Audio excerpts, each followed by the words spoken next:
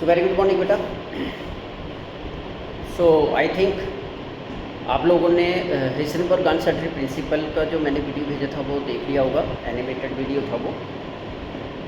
एक बार दोबारा से मैं रिकैप कर देता हूँ, इंक्लूडिंग 1 और 2 न्यूमेरिकल्स जो इस कंसेप्ट में से आपको पेपर में आते हैं। Numerical portion is very very important of all those topics of chapter 2 that we discuss till okay, जो अब तक हम लोगों ने डिस्कस किए हुए हैं इन टॉपिक्स चैप्टर 2 के जितने भी टॉपिक्स हैं उन सभी में से न्यूमेरिकल पोर्शन जो है that is very very important. Chapter 1 में से भी न्यूमेरिकल ही आते हैं, चैप्टर 2 में से भी मोस्टली न्यूमेरिकल ही आपको एग्जाम में आते हैं।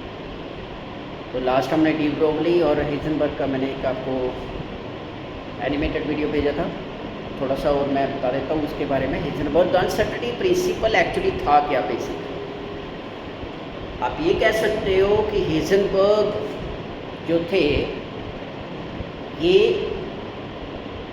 एक ऐसे साइंटिस्ट थे जिन्होंने एक नए मॉडल की शुरुआत की थी। मीन्स टू से जिन्होंने एक इनिशिएटिव लिया था to eliminate the limitations of Bohr model of atom.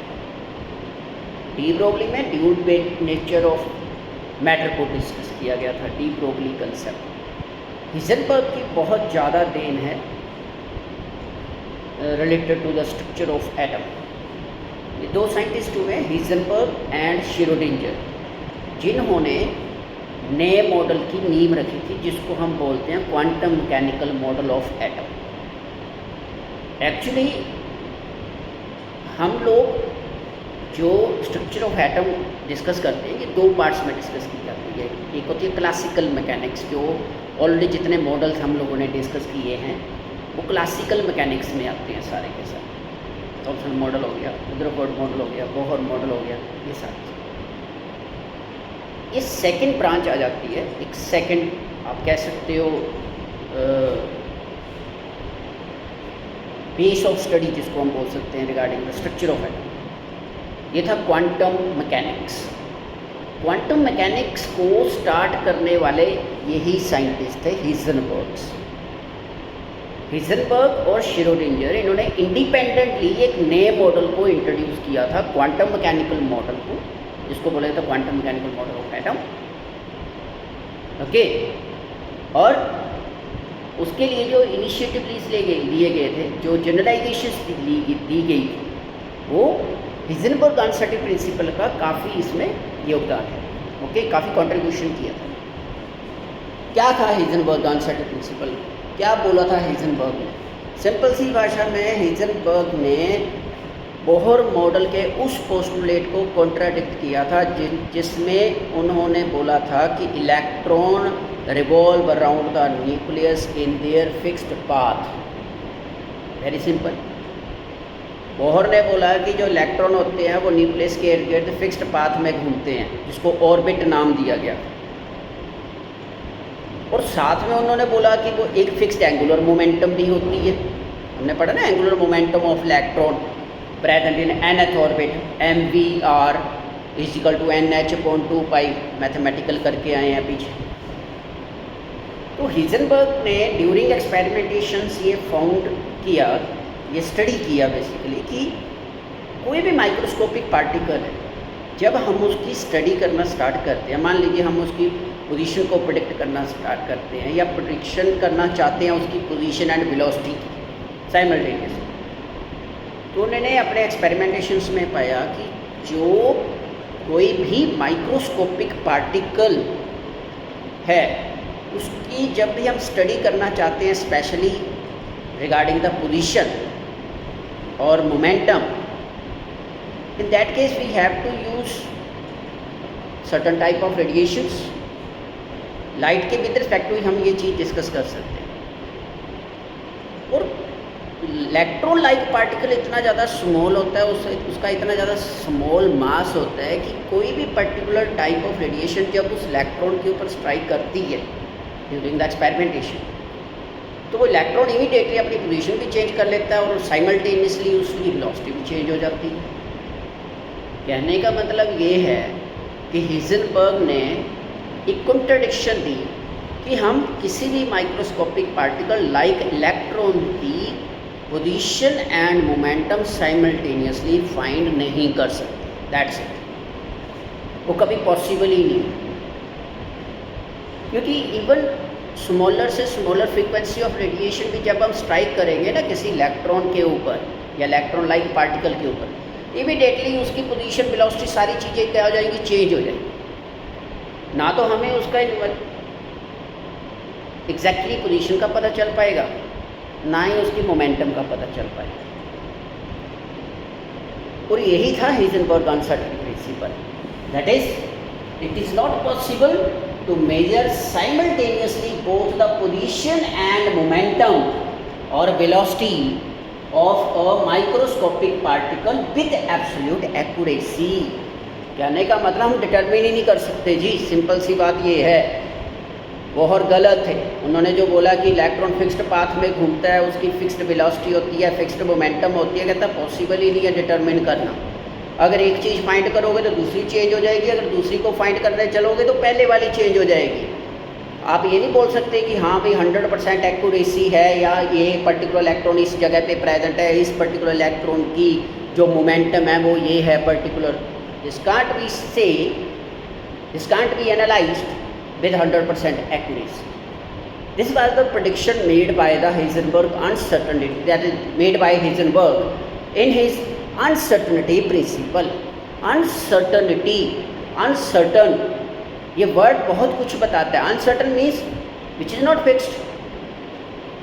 तो इन्होंने इस चीज़ को एलिमिनेट कर दिया कि हम इलेक्ट्रॉन की पोजीशन और मोमेंटम फाइंड नहीं कर सकते। दैट्स इट, जो मर्जी कर लो। और अगर कहता करेंगे, अगर कोशिश करते हैं कि हम लोग मान लीजिए फाइंड करना चाहते हैं, ठीक है, तो उस केस में जो वेरिएशन रहेगी that will always be greater than equal to a factor of h/4 pi. ये हमेशा वेरी करेगा इस फैक्टर के साथ। एक्यूरेट नहीं होगी, अनसर्टन रहेगी, डाउटफुल रहेगा। कितना? Delta x. डेल्टा एक्स क्या दिया इन्होंने? अनसर्टनिटी इन पोजीशन। दो चीज़ों में इन्होंने अनसर्टेनिटी डिफाइन की, डाउटफुलनेस जिसको हम बोलते हैं। कौन कौन सी? Position and momentum. इन दोनों के बारे में इन्होंने बोला कि हम साइमल्टेनियसली इन चीज़ों को नहीं फाइंड कर सकते विद 100% एक्यूरेसी, और अगर करेंगे तो उनका प्रोडक्ट हमेशा जो रहेगा that will always becomes greater than equal to h/4 pi. That is uncertainty in position delta x, uncertainty in momentum delta p will always greater than equal to h/4 pi. This was the description given by Heisenberg. Here h is Planck's constant, m is mass of particle। अगर electron है तो electron का मास, otherwise कोई भी other microscopic particle. और delta v, अगर delta p की हम बात करें, ठीक है जी, ये जो डेल्टा p है, जो p होता है आपके पास, ये क्या होता है? m इंटू v होता है, मास इंटू वेलोसिटी। तो change in momentum delta p क्या आ जाएगा? मास तो चेंज होने से रहा, तो चेंज क्या होगा? वेलोसिटी चेंज होगी, तो m डेल्टा v इसको लिख सकते हैं हम। ये जो डेल्टा v है, this delta v is called uncertainty in velocity. Okay, this was the Heisenberg's uncertainty principle. So, ये सारी डिस्क्रिप्शन थी। No instrument can observe the position of an electron without affecting its motion. कोई भी ऐसा instrument हमारे पास नहीं है जो उस पार्टिकल, इस टाइप के पार्टिकल को, उसकी मोशन को बिना डिस्टर्ब किए प्रेडिक्ट कर पाए। ठीक है जी। In other words, uncertainty principle is the fundamental limitation of nature. Thus, we cannot design an experiment to obtain simultaneously an accurate value of both the position and momentum for microscopic objects. Microscopic, इस चीज़ का याद रखें। जैसे मैंने animated video भेजी थी, वहाँ पे माइक्रो और मैक्रो दोनों की एग्जांपल्स ली है। मैक्रो के केस में मान लीजिए पेन है, तो आप इसको अगर फेंकते हो तो इसकी पोजीशन भी आपको पता चल रही है, इसकी मूवमेंट भी पता चल रही है। लेकिन जो चीज़ निग्लिजिबल है, जिसको हम देख ही नहीं पा रहे हैं, लाइक इलेक्ट्रॉन, उस केस में ये चीज़ें पॉसिबल नहीं हैं। हम एक्यूरेटली नहीं कह सकते कि हाँ भाई इलेक्ट्रॉन यहाँ पे लाई कर रहा है या वो इस वेलोसिटी के साथ मूव कर रहे हैं। Okay, this is the case. So now next case is numericals. इस हिज़नबर्ग प्रिंसिपल के जो आपको पेपर में आते हैं, उससे पहले ये एक्सपेरिमेंटेशन था जो परफॉर्म किया गया था बाय हिज़नबर्ग। एक माइक्रोस्कोप लिया गया, incident photon that is radiation of suitable frequency को स्ट्राइक किया गया ऑन द पर्टिकुलर इलेक्ट्रॉन, और इलेक्ट्रॉन ने इमीडिएटली अपना पाथ भी चेंज कर लिया और उसकी वेलोसिटी भी साइमल्टेनियसली क्या हो गई, चेंज हो गई। So in case of microscopic particle like electron, the impact of striking photon causes large displacement from the normal path. As a result, both the velocity and momentum of the particle change and send the electron in the unpredictable direction.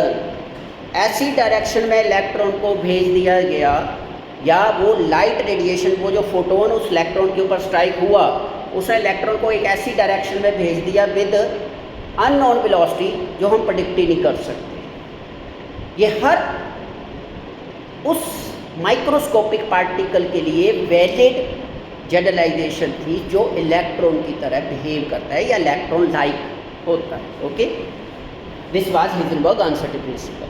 Now numerical paper की बात कर लेते हैं। तो किस type का numerical आपको paper में आते हैं?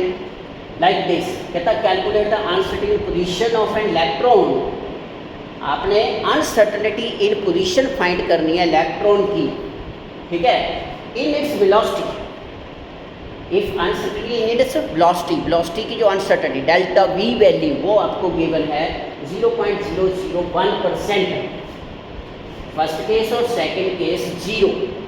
मास ऑफ इलेक्ट्रॉन गिवन है, वेलोसिटी ऑफ इलेक्ट्रॉन गिवन है, एक्चुअल वेलोसिटी कितनी गिवन है, 300 मीटर पर सेकेंड। हमें क्या चाहिए, अनसर्टनिटी इन वेलोसिटी, जो उन्होंने बोला है कि 0.001% है अनसर्टनिटी इन वेलोसिटी। हम लोग क्या करते हैं बेसिकली, जो डेल्टा वी है that is 0.001% of actual velocity. जो अनसर्टनिटी है वो 0.001% ऑफ एक्चुअल वेलोसिटी, वो निकाल लेंगे 0.001 × 300/100 करके, वो आपके पास आ गई डेल्टा वी की वैल्यू आ जाएगी 3 × 10⁻³ मीटर पर सेकेंड। बाकी वैल्यूज गिवन ही होती हैं, मास ऑफ इलेक्ट्रॉन गिवन होता है, कांस्टेंट वैल्यू होती है, ठीक है जी। हम अनसर्टेन प्रिंसिपल में वैल्यू सब्स्टिट्यूट करेंगे, delta x into m delta v. M delta v कहाँ से है, वही delta p is equal to m delta v जो अभी हमने डिस्कस किया, इक्वल टू h/4π। हम इक्वालिटी लेते हैं, ग्रेटर देन का साइन नहीं लाकर हम सिर्फ इक्वालिटी कंसिडर करते हैं न्यूमेरिकल्स के लिए। तो आपके पास आ जाएगा h/4π, डेल्टा एक्स की वैल्यू आ जाएगी h/4π m delta V. Simple mathematics है, left to right, right to left combination. Solve करेंगे, आपके पास अनसर्टेन पोजीशन आ जाएगा 1.92 × 10⁻² मीटर। ओके, इसी तरह से सेकंड केस में जब वेलोसिटी 0 है, that is uncertain in velocity क्या होगी, 0। डेल्टा वी क्या हो गया, 0, डेल्टा वी इज 0। तो डेल्टा वी 0, तो डेल्टा वी 0 पुट करेंगे तो उस केस में overall the denominator in the above expression क्या हो जाएगा, 0 हो जाएगा। तो इन दैट केस क्या हो जाएगा, अनसर्टेन पोजीशन इज इनफाइनाइट। जो अनसर्टेन पोजीशन रहेगी दैट बिकम्स इनफाइनाइट। इस टाइप के न्यूमेरिकल आपको एग्जाम में आते हैं, these are very very important. एक कॉमन क्वेश्चन दोनों जो कंसेप्ट हैं इन दोनों में से आ जाता है, that is significance of Heisenberg uncertainty principle and significance of de Broglie concept. आपके एनसीईआरटी में दोनों के दिए हुए हैं, कुछ नहीं करना, वेरी वेरी सिंपल। एज्यूम करके चल पड़ना है एक माइक्रोस्कोपिक पार्टिकल इलेक्ट्रॉन और एक मैक्रोस्कोपिक पार्टिकल लाइक बॉल या कुछ भी, उसका मास अपनी मर्जी से कुछ भी आप ले सकते हो, 100 ग्राम 200 ग्राम वट जिस मर्जी वेलोसिटी के साथ उसको मूव करवा दीजिए, ठीक है, 100 मीटर पर सेकंड के साथ करवा दीजिए या whatever you can choose. Values को सब्स्टिट्यूट करना है दोनों रिलेशंस में। आप देखोगे कि जो डी ब्रोगली वेवलेंथ के केस में जो हमारे पास वैल्यू आएगी मैक्रोस्कोपिक पार्टिकल के लिए बहुत ज़्यादा स्मॉल आएगी to be predicted, very very small to be predicted.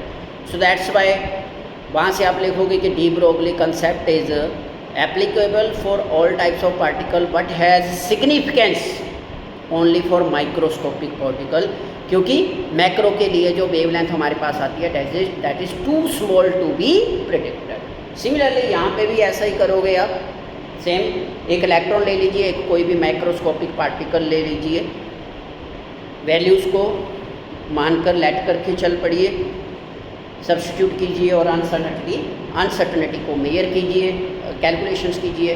वहाँ से आप इजीली डिटरमिन कर पाओगे कि जो माइक्रोस्कोपिक पार्टिकल है उसके पास जो हमारे पास माइक्रोस्कोपिक पार्टिकल के लिए जो हमारे पास वैल्यूज़ आती हैं अनसर्टनिटी की वो प्रेडिक्टेबल आती हैं, लेकिन जो मैक्रोस्कोपिक के लिए आती हैं वो अनप्रेडिक्टेबल आती हैं। माइक्रोस्कोपिक के लिए प्रेडिक्टेबल, मैक्रोस्कोपिक के लिए अनप्रेडिक्टेबल। ओके, इन चीज़ों का थोड़ा ध्यान रखना, उनकी प्रैक्टिस जरूर कर लेनी है, this is very very important. इसके बाद हम लोग डिस्कस करेंगे नेक्स्ट अपना quantum mechanical model of atom. तो आज आप लोगों ने हिजनबर्ग अनसर्टेनिटी प्रिंसिपल और डी ब्रोगली कंसेप्ट के जितने भी न्यूमेरिकल्स हैं उनको सॉल्व करने की कोशिश करें। Okay, thank you, bye bye.